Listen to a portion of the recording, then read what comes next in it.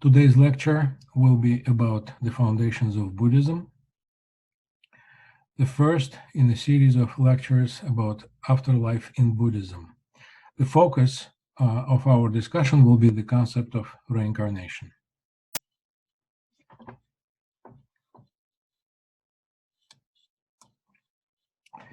Buddhism is one of the three world religions: Buddhism, Christianity, and Islam. Let me begin with some general information about Buddhism as a religion. First, a couple of words about membership. The largest religion of the world is Christianity, with 2.2 or 2.3 billion members. So there are about 2 billion Christians in the world. Out of 2.2 billion Christians, there are about 1.3 billion Catholics. Catholicism is the largest Christian branch out of the three branches of Christianity, three main branches of Christianity: Catholicism, Orthodoxy, and Protestantism. The second largest religion in the world in terms of membership is Islam. There are about 1.5 billion Muslims. So there are fewer Muslims than Christians, but there are more Muslims than Catholics. The third place is occupied by Hinduism. About 1 billion Hindus live in the world. Most of them live in India, obviously, because Hinduism is a national religion of India. But Hindus also live in many other countries, including European countries and the United States. So when it comes to Buddhism, we are talking about fourth and fifth place. Buddhism shares fourth and fifth place in terms of membership with Chinese traditional religion. There are about 400 million Buddhists in the world. Of course, 400 million is not 1 billion or 2 billions, but given the fact that Buddhism proliferated, was spreading peacefully, and practically no wars have been conducted in the name of Buddhism, that is pretty successful. I think it is a great success. So Buddhism is a very philosophical religion, and some scholars even believe that the Buddha was not only a religious leader, but a great philosopher. But when talking about Buddhist philosophy, we have to remember that Buddhism is not a metaphysical religion. Buddhist philosophy is not metaphysical. What is metaphysics? Metaphysics is that branch of philosophy that deals with the reality beyond our sense perception, beyond even our reasonable capacity. So when we are talking about transcendental spheres, or when we are talking about things like heaven, hell, afterlife, God, angels, all those entities that we cannot see, touch, hear, that we cannot encounter in our world of perception, we are talking about metaphysics. So Buddhist philosophy is not metaphysical because Buddhist religion is very practical. According to Buddhist teaching, religion is not about God. Religion is about human beings, because it is human beings who actually encounter their problems in life, and therefore religion, serving as a vehicle to solve the problems, serve humans, not God or gods, because life is a human problem, is not a divine problem. So, being a very practical religion, Buddhism is trying to avoid metaphysical questions. Questions like, does God exist? If God exists, where is he? Is there life after death? Is there soul? Etc. All those questions are seen as impractical because no one can answer them with clarity, precision, and fullness. So the Buddha would give his disciples a following example. So let's imagine that you are standing in the middle of the house and the house is set on fire. And instead of jumping out from this house in order to save your life, in order not to be burned, you keep standing and keep asking yourself a series of questions like, what is the nature of this house? Or what is the nature of the fire? So while you keep asking those questions, you will be burned and you will die.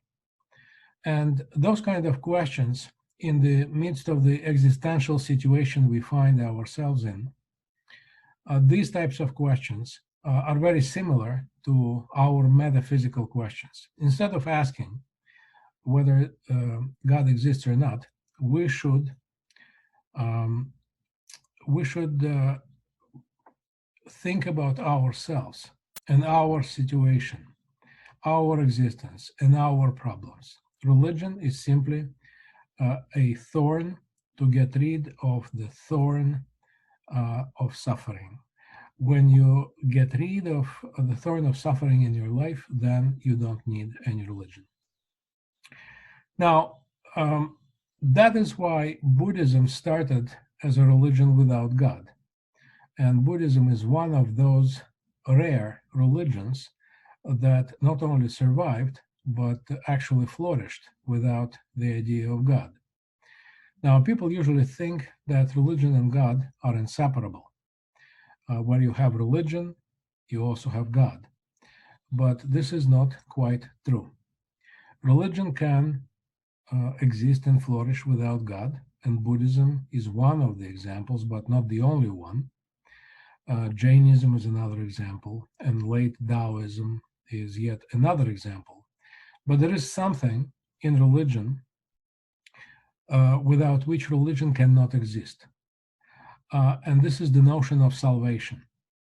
Religion can be without God, but religion can never be without any kind of salvation. It can be called spiritual liberation, spiritual release, salvation, enlightenment, as in Buddhism. But you always have this notion of spiritual progress that goes beyond this material world. Buddhism is also a very psychological religion because the main concern of Buddhists is not the world around us, but the world inside us. The main strategy for Buddhist enlightenment is to look inside ourselves and to see how our psyche works. So therefore, as we will see when we discuss the Tibetan Book of the Dead, the so-called Buddhist deities are actually the projections of our own psyche.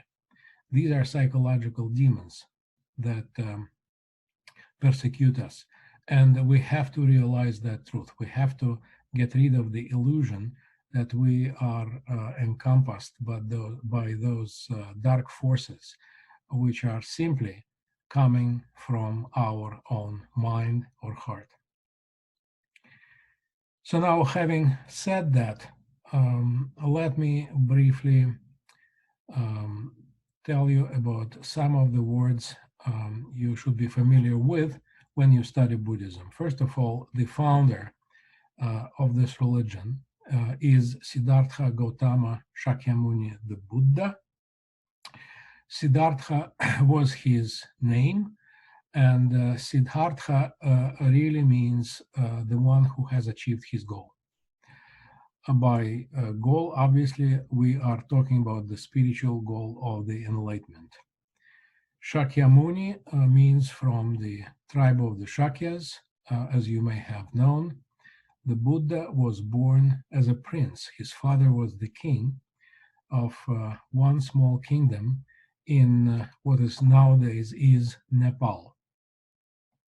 And the word Buddha literally means the awakened one or the one who awoke to the truth of light.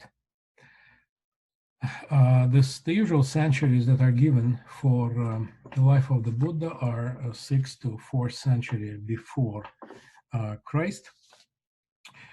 And there are different dates that are given for his birth.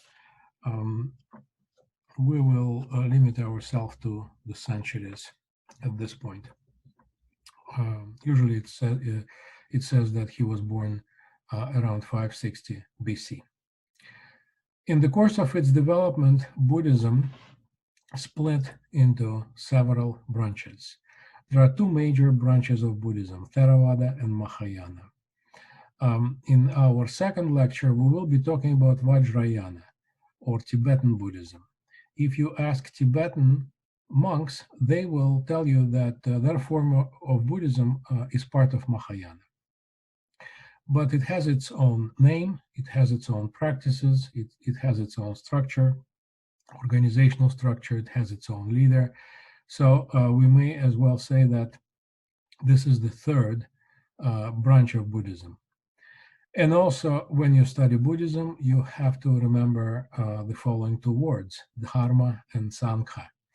When the novices are starting their path in the new religion, they take three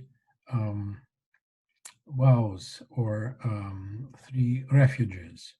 I take refuge in the Buddha, I take refuge in the Dharma, meaning the Buddhist teaching, and I take refuge in the Sangha, meaning the Buddhist community.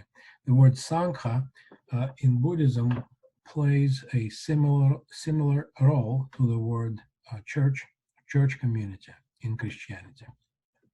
Now, let me briefly tell you the traditional story of the life of the founder of Buddhism.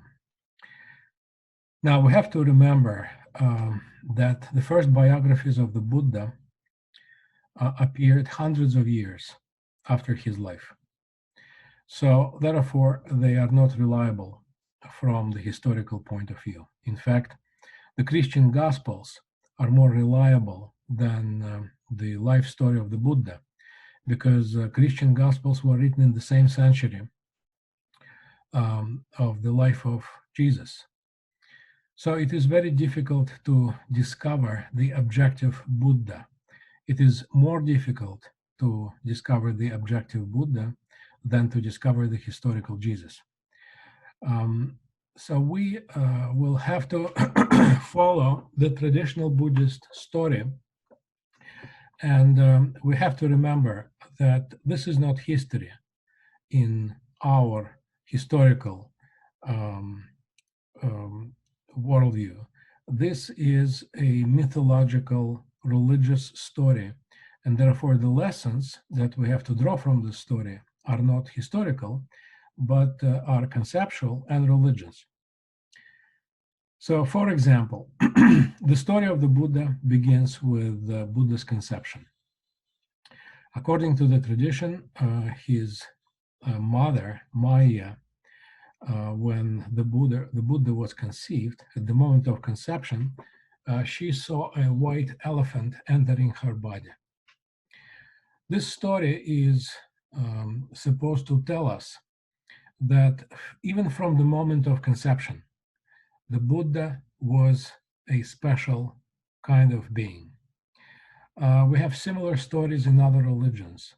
Remember the virgin birth of Jesus, for example. In Taoism, according to Taoist myths, the founder of Taoism, Lao Tzu, was born to a shooting star, already a white-haired man. So likewise, the story of the Buddha's conception should not be taken literally, should be taken symbolically and spiritually. And its spiritual meaning is obvious. The Buddha, even when he was in the womb of his mother, was already a person who was destined for greatness. And according to the second story, when the Buddha was born, he immediately stood up, of course, strode 7 paces, and declared that this was his last birth. Now, Buddhists believe in reincarnation. Not only Buddhists, but Hindus. He was born as a Hindu. Believed in reincarnation, and obviously the story is telling us that even in his childhood, the Buddha was so mature and so wise and so spiritually advanced that he was ready for the enlightenment, that this was his last reincarnation. Obviously, his father was very preoccupied with the statement. He was the king, and he wanted his son to be the king as well, to inherit his throne. So he invited a sage, and when the sage examined the boy, he said that the boy will become either the greatest monarch who ever lived on earth or the greatest spiritual leader. His father, being the king himself, wanted his son to be his successor. He did not want him to become the spiritual leader. So he decided to shelter the Buddha from normal, regular life so that no person and no experience would make him think about the spiritual path, or in fact any other path in life other than the path to become the monarch. So as the next story goes, the Buddha was already married. He got married when he was 18. He had a son who would later become his follower, by the way. But when he was 29 years old, for the first time, he left the palace. And when he left the palace, he saw for the first time a person who was sick. He saw for the first time a person who was old. And he saw for the first time a person who was dead. In all those 3 cases, he asked his father to help those people. And his father replied that his power is great, but it has limits, that he cannot help sick people. He has no remedy against sickness. He cannot help old people because he has no remedy against aging. And he has no remedy against death. And the Buddha realized for the first time that being a monarch is not the best way to live your life, because you are still part of the life cycle and you are not powerful enough to liberate yourself from this cycle of being sick, of aging, and of dying. So as a result of this experience, and after the Buddha saw his first monk, a person who devoted himself to spirituality, the Buddha decided to leave the palace.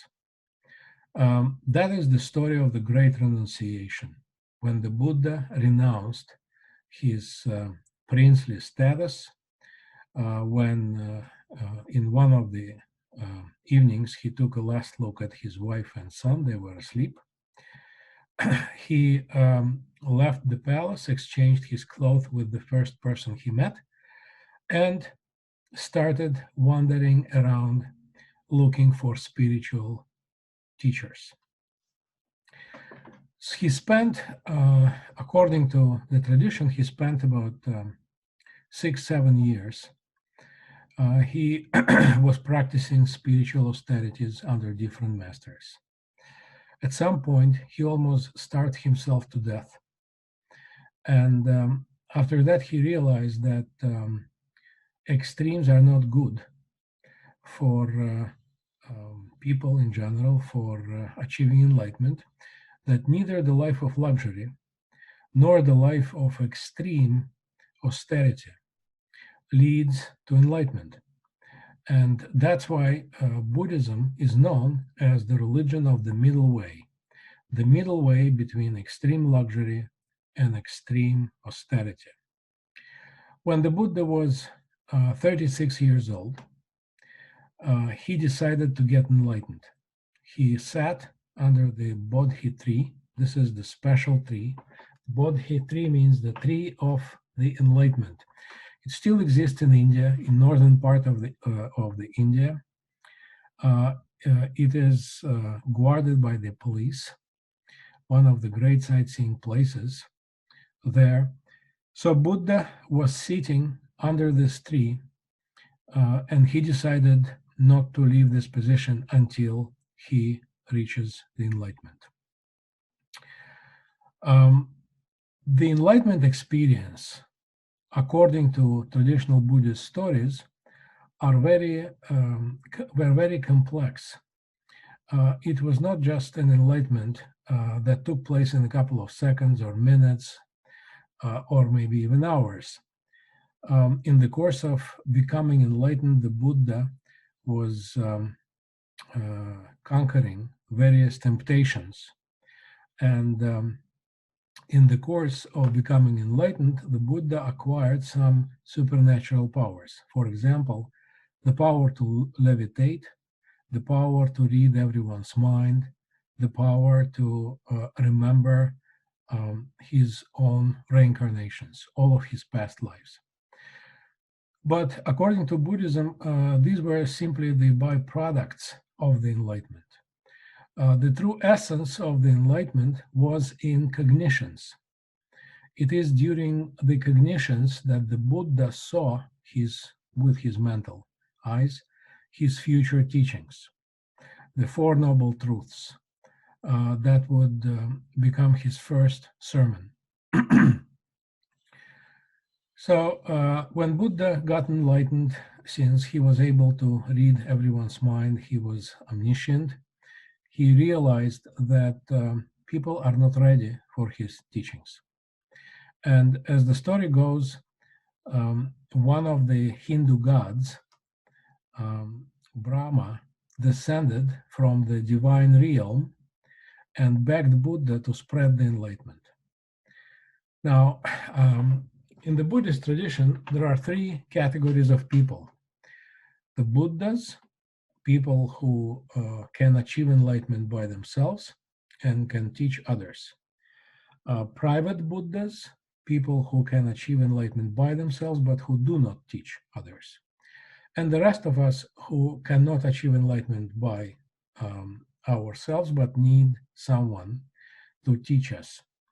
So the story about Brahma descending from the divine realm tells us that from the outset, Buddhism asserted its superiority over Hinduism. Even Hindu gods were in need of Buddha's teaching. And the Buddha decides to teach. He delivers his first sermon in the deer park, and the park is still there, and the deers are still there, by the way. He delivers his first sermon to 5 monks, and they convert to Buddhism. And after the first sermon, there are 6 Buddhists in the world. After that, the Buddha taught for about 40 years. He had some opposition. He had people who did not accept his teachings or were against his teachings. He had enemies, powerful enemies, but he was able to live peacefully, for 40 years, teaching, spreading his truths. When he had enough monks, he gave them the power of ordination to ordain other monks, and he sent them to different parts of the region. That's how Buddhism proliferated peacefully. When the Buddha was about 76 years old, he got sick. Something was wrong with his stomach. For the last time, he asked his disciples whether they had any questions that are unanswered. And reportedly, his last words were, don't look Don't look at this wretched body. Look at my teaching. My teaching is my true self. And after his death, his remains were cremated, and a stupa was built to commemorate this great being, the founder of one of the world religions. Now that we discussed briefly the life story of the Buddha, let me concentrate on the teachings of the Buddha. In fact, the first sermon, the foundation of Buddhism. Whether you are Theravada, Mahayana, or Vajrayana Buddhists, you should believe in the Buddha, in the Four Noble Truths, and in the community of believers. So the Four Noble Truths are the foundation of Buddhism, and that's what we are going to discuss.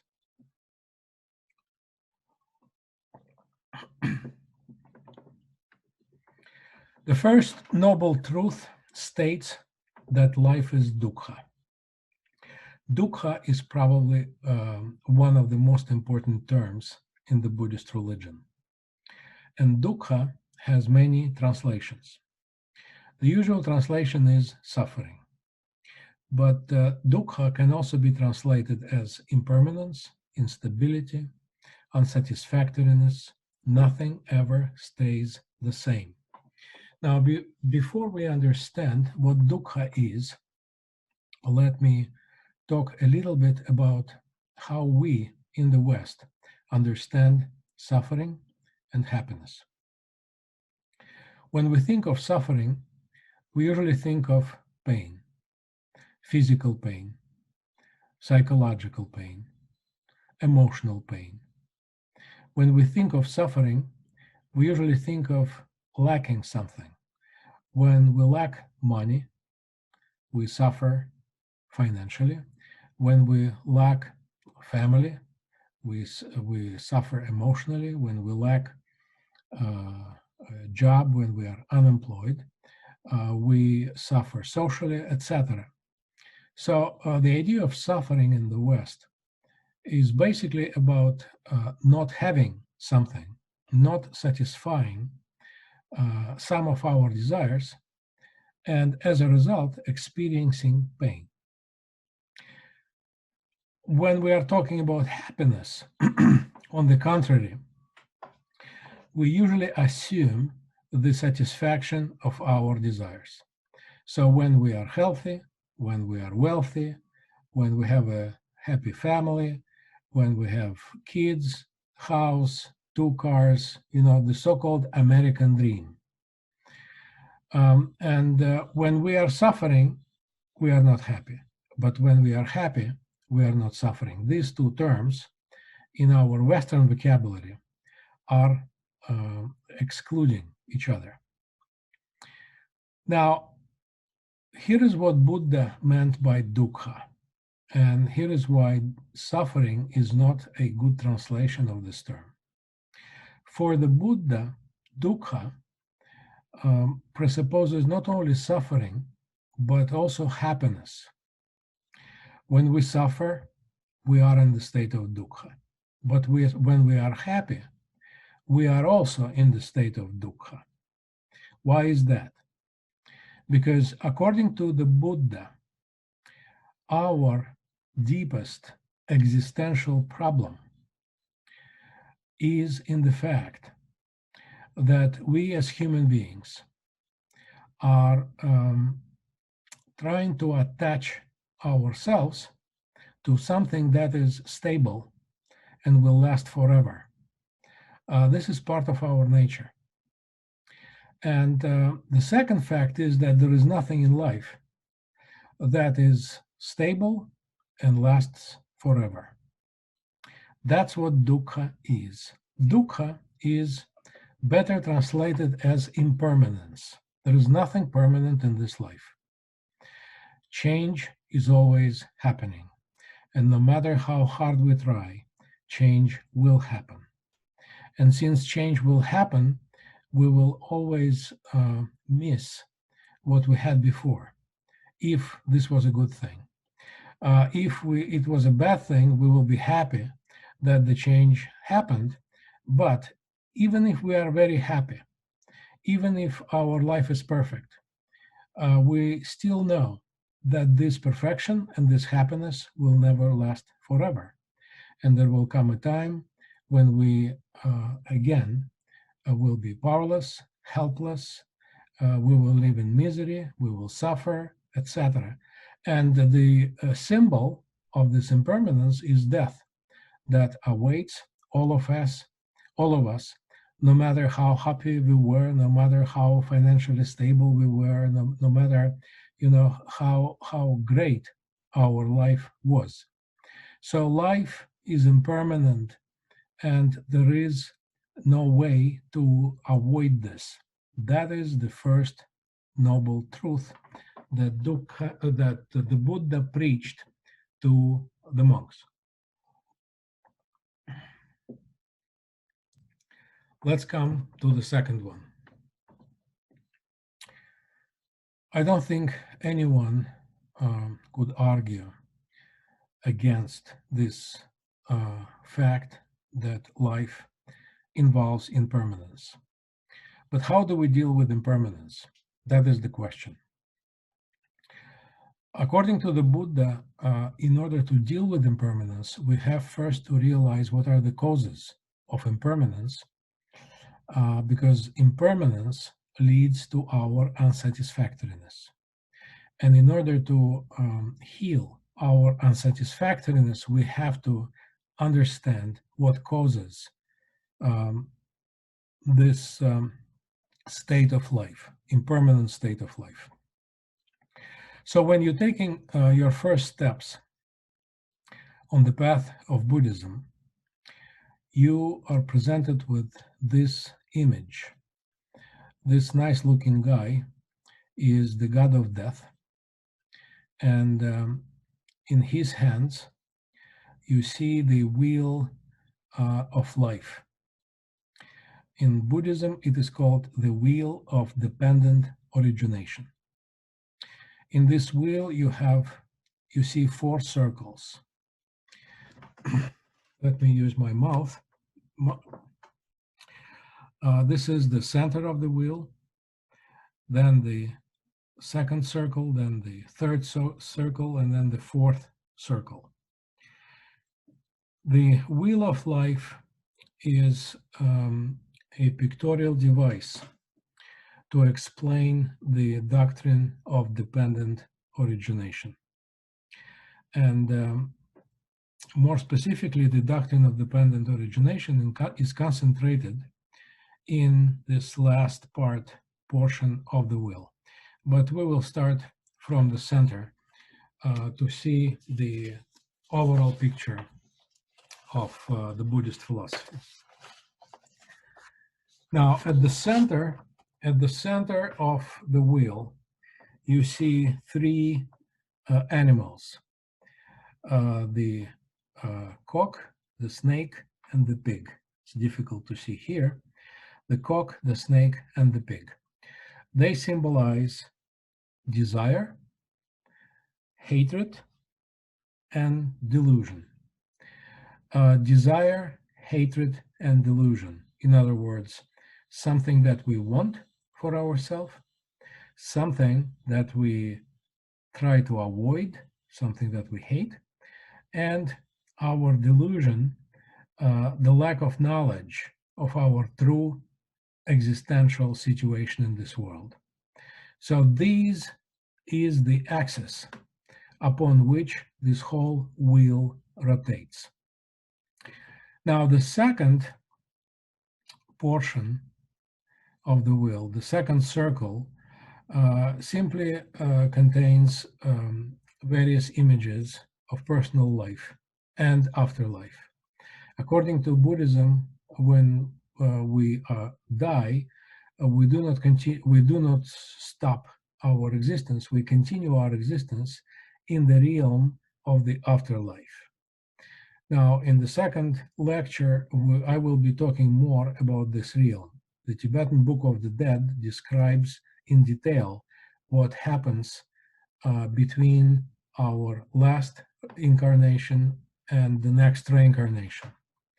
But now we will take this for granted, that our life begins when we are born, ends when we die, and then it continues in the afterlife zone until we are reborn again in different bodies. Now, the third section of the will is very important and interesting because it shows you various realms of existence, various realms in which a person can be reborn. Now, this Buddhist mythology can be viewed literally as different realms of existence, or they can be viewed metaphorically, symbolically, or spiritually as different ways you can spend your lifetime here on earth. That's how I prefer to view this, and I will briefly describe each realm starting from the top one and going clockwise. So the top realm of existence is the realm of gods. Remember God Brahma, who descended from the divine realm to beg Buddha for spreading the teaching. That is apparently the realm where this God Brahma was dwelling. Now, if we take this realm symbolically or spiritually, we can say that this is the Buddhist heaven, the Buddhist paradise. This is the best you can do in your next reincarnation. This is the realm of people who have power, gods or kings, people who have power, who have wealth, and who have all the privileges in life. Now, the difference between Buddhist heaven and Christian heaven is that Christian heaven is eternal, but Buddhist heaven is simply part of this wheel of life. You cannot spend there all eternity because at some point you exhaust your good karma and you will have to be reborn in another realm. So Buddhist heaven is not eternal. The next realm, if we go clockwise, is the realm of Titans. Titans are mythological creatures that fight against gods, as you remember from Greek mythology, for example. Titans are revolutionaries, people who fight against the kings. Or if you have a modern democratic political system, the realm of Titans is occupied by the opposition party. So if Republicans are on top, then Democrats are here. If Democrats are on top, Republicans are here. This is the opposition, the dissent. People who spend their life fighting for power. The next realm, clockwise, is the realm of the so-called hungry ghosts. Hungry ghosts are beings who can never satisfy their appetites. And appetites can be many. You can have a sexual appetite, or you can have an appetite for real food and become very, very, very fat. Or you can have an appetite for knowledge and read and keep reading books without becoming really wise, etc. So different appetites, different desires that can never be satisfied in full. This realm is for people who are driven by their desires. The bottom realm is the Buddhist hell. Like heaven, the Buddhist hell is not eternal. The Buddhist hell is the realm for those people who have not done well in their previous lives. Criminals, for example, etc. If you've done something that is extremely bad, some extreme evil, you reincarnate in hell, but not forever. Hell is a place where you would spend some time in order to atone for your sins. or exhaust your karma, if we use the Buddhist language. And after that, you can still hope for better reincarnation. By the way, the symbol of hell in Buddhism is the mirror, because the gravest sin is self-indulgence, self-love, narcissism, obsession with oneself, extreme egocentrism. That is the idea of hell, which I think is very similar to the idea of hell in other religions. But this is a topic for another day. Now, if we go clockwise, the next realm is the realm of animals.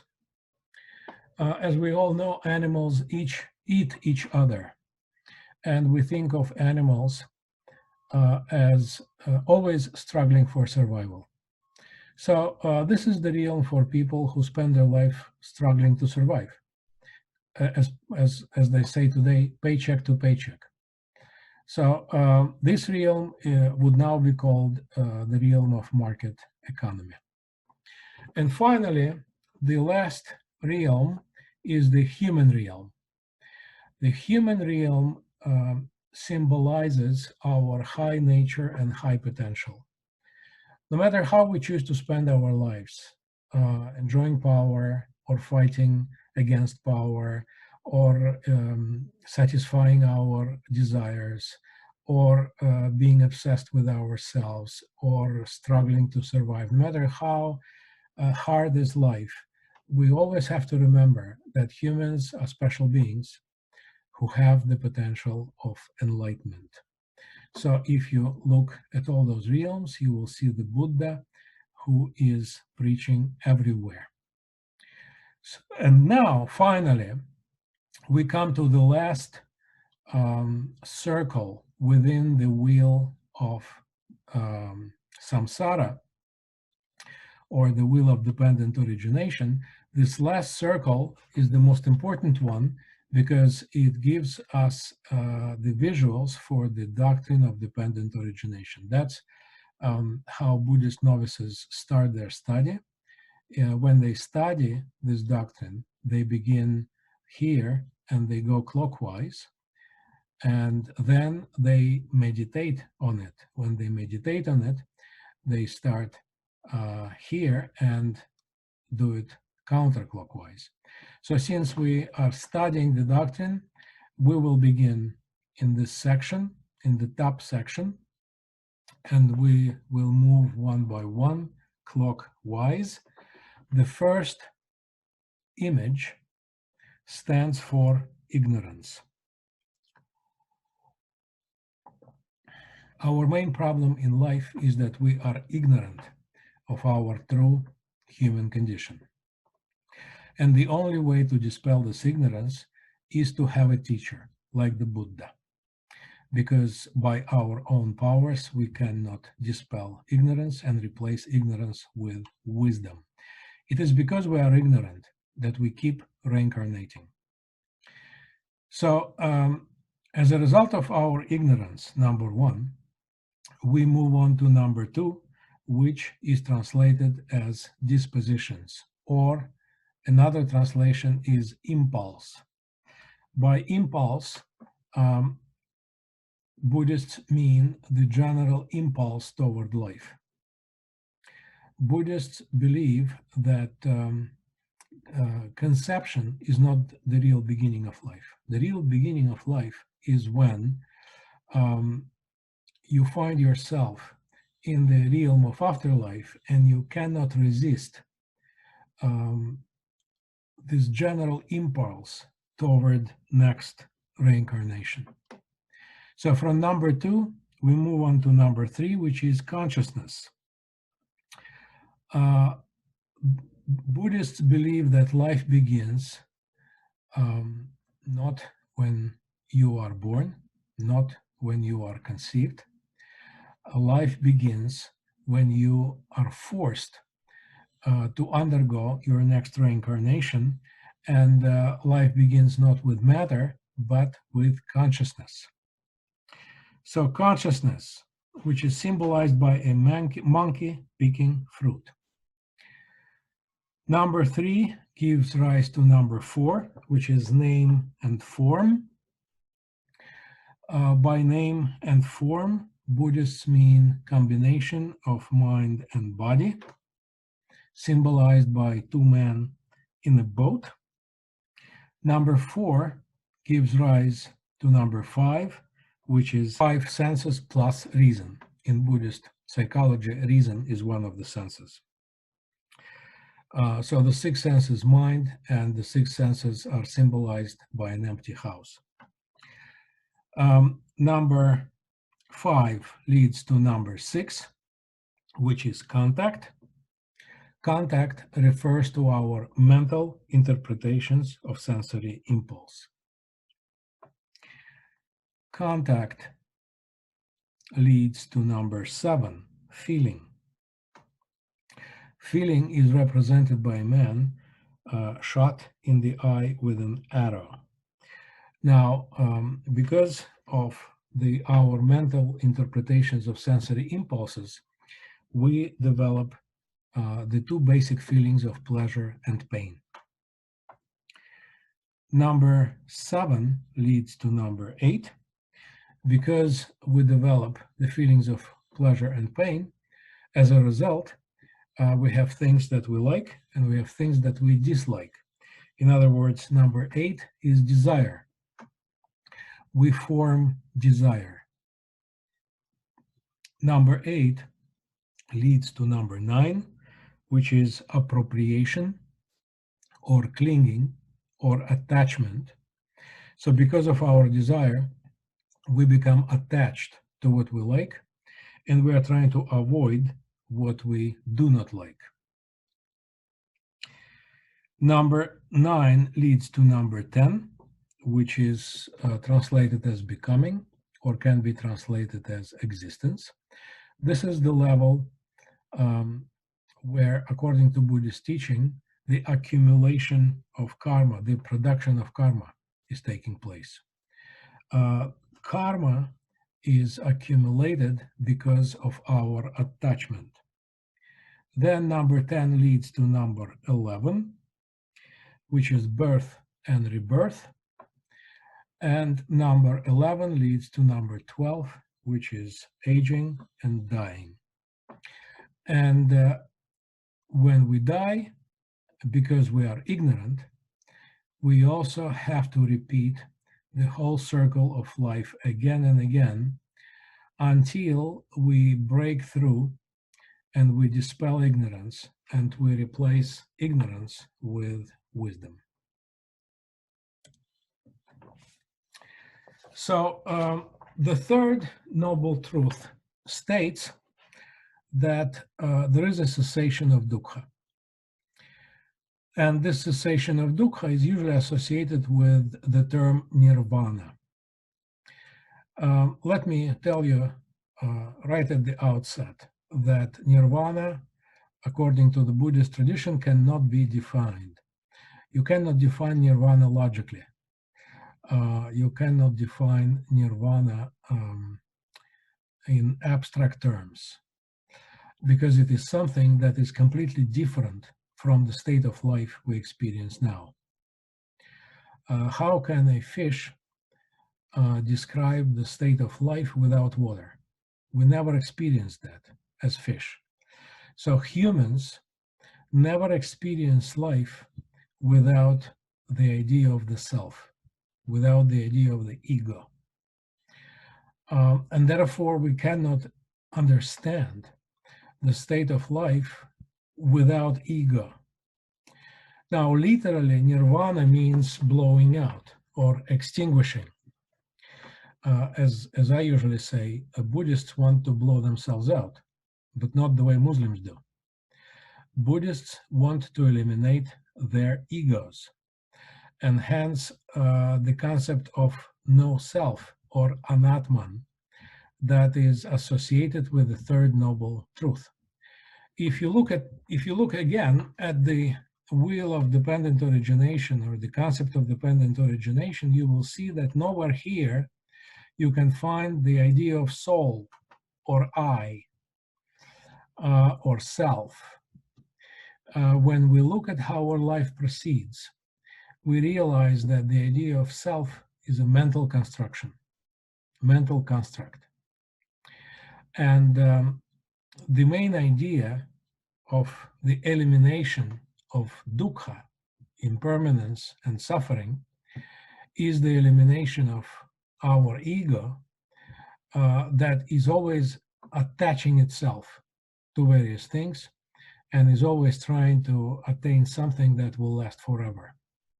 So the enlightenment and nirvana are the same thing, and they are connected with the realization of anatman, or no self. Now, I talked to Buddhists and I asked them how would they explain the idea of no self, and they keep telling me that no self does not mean that you should spiritually annihilate yourself. No self is not spiritual annihilation. No self is rather the annihilation of ego, of that part of yourself that is self-satisfying. In other words, in this interpretation, what Buddha is saying is very close to what Jesus was saying. Jesus was talking about the universal love, love your enemy. And that is basically the idea of forgetting about yourself and focusing your attention on your neighbors. And in Buddhist terms, that is the idea of selflessness. And finally, the fourth noble truth, the so-called Eightfold Path. The Eightfold Path is the practical path toward the enlightenment. The Eightfold Path contains three sections: wisdom training, morality training, and mental discipline.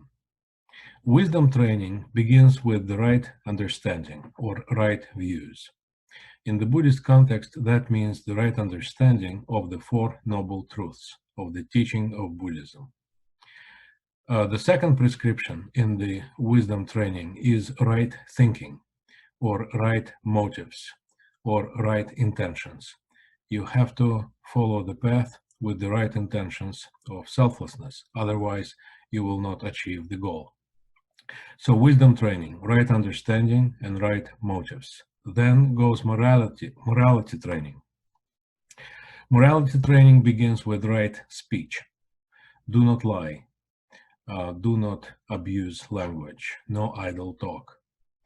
Next one is right action or right conduct. That means avoid stealing, avoid using intoxicants, avoid sexual misconduct, avoid destroying life. In the context of Buddhism, avoiding destroying life includes not only people, but also any living beings. And finally, right livelihood or right harmony. You have to abstain from occupations that harm living beings. For example, in our modern situation, do not work for the Pentagon, do not participate in military actions, etc. So morality training or ethical prescriptions include right speech, right action, right livelihood.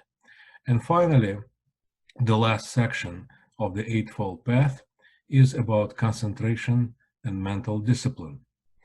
So the first one is right effort or right endeavor. That applies to meditation, which is the most important religious practice in Buddhism. Right effort in meditation. The next one is right mindfulness. Mindfulness is very important when you practice meditation. You have to be mindful of what you do and where you are. And finally, the last one is right meditation or right concentration. So let me repeat all the 8 prescriptions or precepts of the Eightfold Path. Right understanding, right thinking or motives, right speech, right action, right livelihood or right harmony, right effort, right mindfulness, and right meditation. And that concludes our lecture on the foundations of Buddhism. Thank you for watching.